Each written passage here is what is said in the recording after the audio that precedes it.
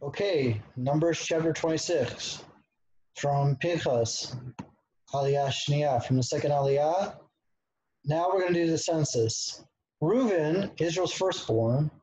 The descendants of Reuben were the family of the Hanochites from Hanoch, the family of the Paleutis from Palu.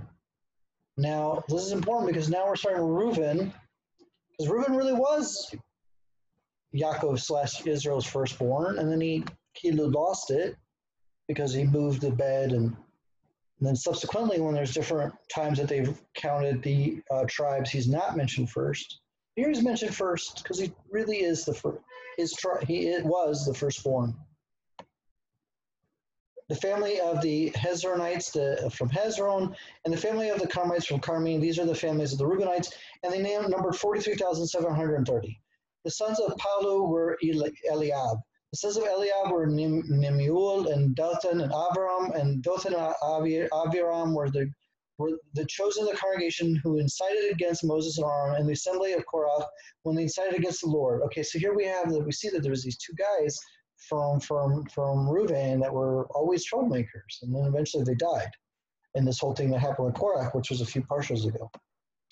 And the earth opened its mouth and swallowed them from Korah, and when that assembly died, and when the fire destroyed 250 men, and they became a sign.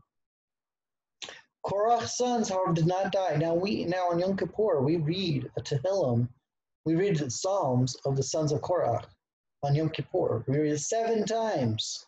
We read this. We also read it at other times. We read it on Yom Kippur. It's a very powerful Tehillim psalm that we read about the sons of Korah. So even though their father was this guy who totally rebelled against Moses, their sons didn't go along with their father. So there you see, you don't always have to honor your father, especially if your father's doing something he shouldn't be doing. So they didn't honor their father. They actually went with the Torah way. And because of that, they're actually given this great kavod that on Yom Kippur we read a Tehillim that they wrote that's attributed to them. The descendants of Shimon according to their families, the family of Nemuelites from Nemuel, the family of Jaminites from Jamin, the family of the Jachinites from Jachin, the family of the Zarites from Zerah, the family of the Shualites from Shual.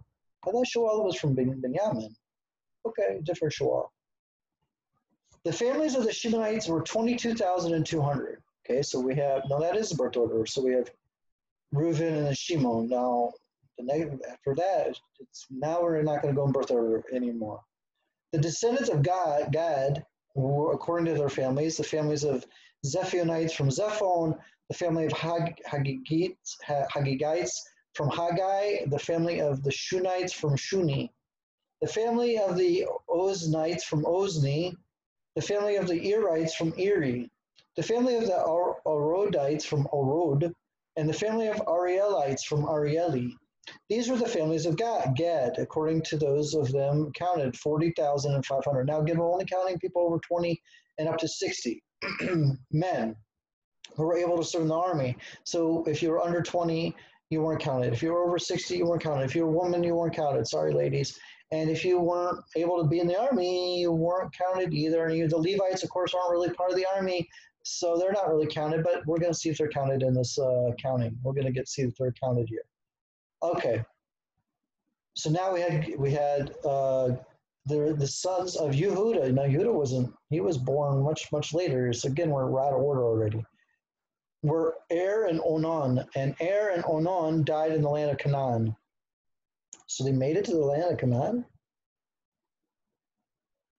The descendants of Yehuda, according to their families, the family of the Shilonites, and from Shelah, the family of the Pizerites, and from Perez, and the family of the Zeraites from Zerah.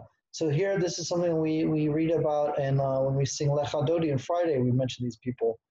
That so these are like these. So because from Yehuda comes King David. So because Er and Onan died, they didn't have, and I don't think they had descendants.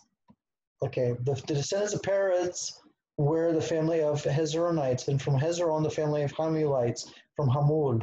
These were the families of Yehuda, according to those of them counted 60 76,500. They had a big tribe. It's important because King David has to come from a tribe, so you have to have a lot of people in there. The descendants of Issachar, according to their families, the family of the Tolaites from Tola, the family of the Punites from Puva, the family of the Jashubites from Jashub, the family of the Shimronites from Shimon. Now these, I don't know if these like places. Okay, these were the families of Issachar, according to those that counted of those. Then counted 64,300. The descendants of Zebulun, see, Issachar and Zebulun are usually counted together because they had like this relationship, special relationship. The descendants of Zebulun, according to their families, the family of Sardite from Sarid, the family of Elonites from Elon, the family of Jahalites from Jahalil. These are the families of Zebulun, according to those counted, 60,500. The descendants of Joseph, according to their families, Manasseh and Ephraim. The descendants of Manasseh, the family Machirites, and Machir's son was Gilad. The family of Giladites was Gilad from Gilad. Gilad was from Manasseh. Okay, these are the families of the descendants of Gilad. The family of the Lazarites from Lazar, and the family of Helikites from Helik. The family of Azraelites from Azrael, and the family of Shechemites from Shechem. Right, because Joseph had Shechem. The family of the Shemonites from Shemidah, and the family of Hepherites from Hefer.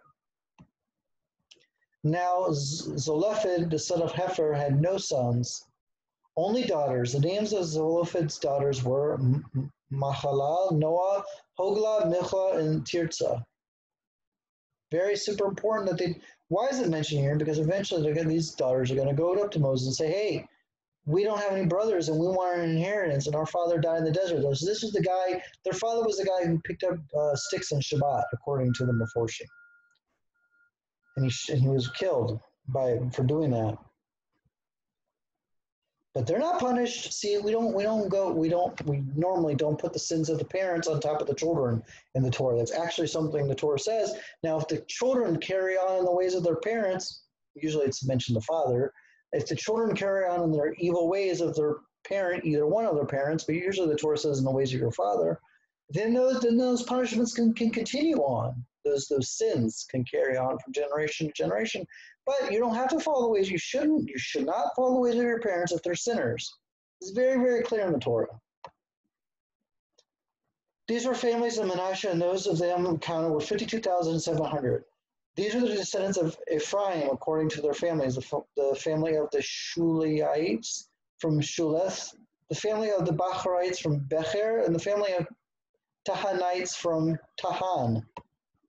These are the descendants of Shuleith, the family of Iranites from Iran. These are the families of the descendants of Ephraim, according to those of them counted 32,500. These are the descendants of Joseph, according to their families. Okay, there's descendants of Benjamin. So Benjamin had Shoal, so Shoal is also a king. So that's why it's interesting when Yehuda and Benjamin are mentioned. But they also were the only sons of Rachel, who was really Yaakov/Yisrael's true love was Rachel, and she had two children, was Yehuda and Benjamin. Benjamin was the last child of all the children born, but here he's mentioned ahead of the children that are technically older than him in the birth order. Okay.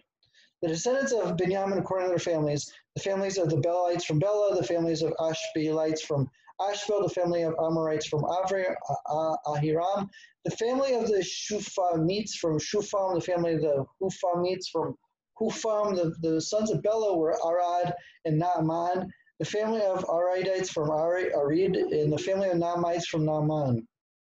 These are the descendants of Benjamin according to their families, and those counted were 45,600.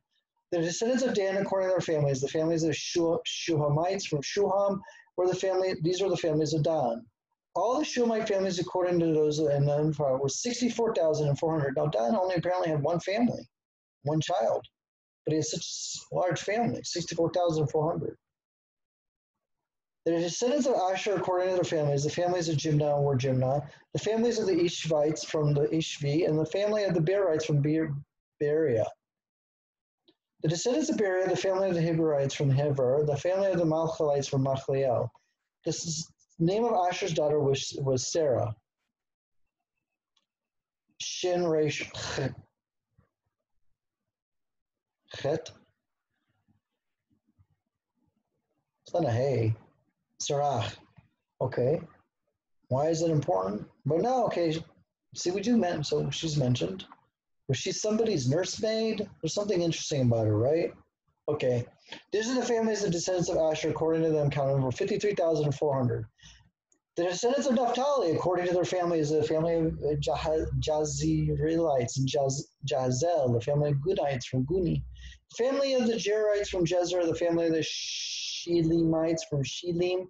The family of Naphtali, according to their families, and those of them counted were 45,400. These are those counted of the children of Israel. These are those counted of the children of Israel, 601,730. Thus ends the second aliyah.